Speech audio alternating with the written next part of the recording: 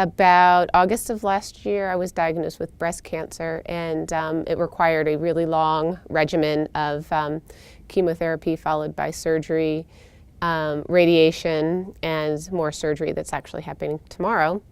I had tolerated chemo really well for the first 12 weeks or so, and then they switched the regimen, and they had kind of sold it to me that as this part of the regimen went on, that it would the symptoms would progressively get worse. So I was kind of on alert on what was going to happen and the changes that were going to happen.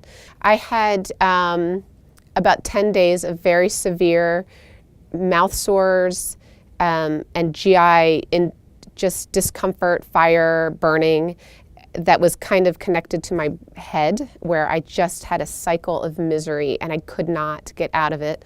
I was incredibly fatigued with no appetite and no energy and just in a state of misery.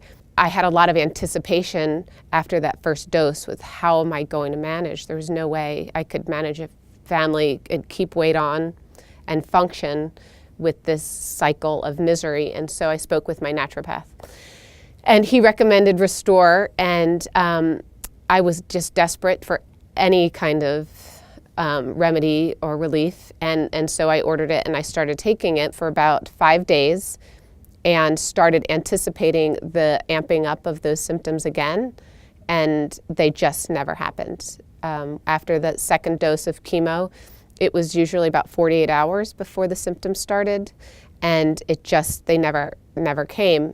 And with each dose, they kept telling me that the chemo was cumulative, so that with each dose that the side effects were going to get worse.